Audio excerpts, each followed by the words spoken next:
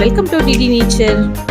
இன்னைக்கு நம்ம சேனல்ல என்ன பார்க்க போறோம்னு பார்த்தீங்கன்னா ஒரு பூஜை மினி விலாக் தாங்க. ஸோ அது என்ன அப்படின்னு பார்த்தீங்கன்னா, நம்ம வீட்டில் இந்த வருஷம் விநாயகர் சதுர்த்தி கொண்டாட முடியல.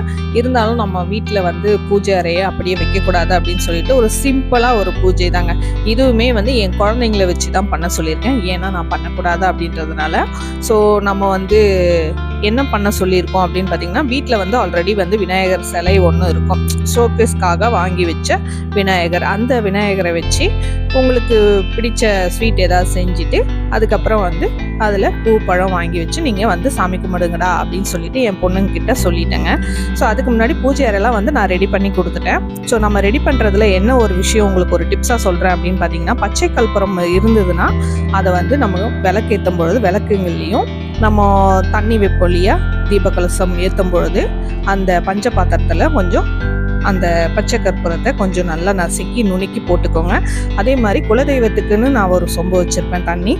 அந்த கலசம் சொம்புலையும் கொஞ்சம் நுணுக்கி போட்டுக்கிறது. நம்ம வீட்டில் லக்ஷ்மி கடாட்சம் எப்பொழுதுமே நிறைஞ்சு இருக்கும். நம்ம வீட்டில் எப்பொழுதும் நம்ம தெய்வீக வாசம் இருக்கணும் அப்படின்னா இந்த மாதிரி ஒரு சின்ன டிப்ஸ் ட்ரை பண்ணி பாருங்கள்.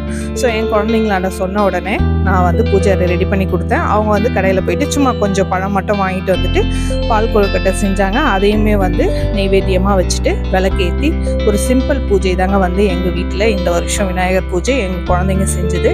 ஏன்னா நம்ம பெரியவங்க அப்படின்றதுனால செய்யக்கூடாது. அது என்ன ரீசன் அப்படின்றது இந்த விலாகில் வேண்டாம். ஸோ நான் நெக்ஸ்ட் விலாகில் உங்களுக்கு கண்டிப்பாக ஷேர் பண்ணுறேன் ஏன் அப்படின்னு சொல்லிட்டு. தேங்க்யூ ஃபார் வாட்சிங்.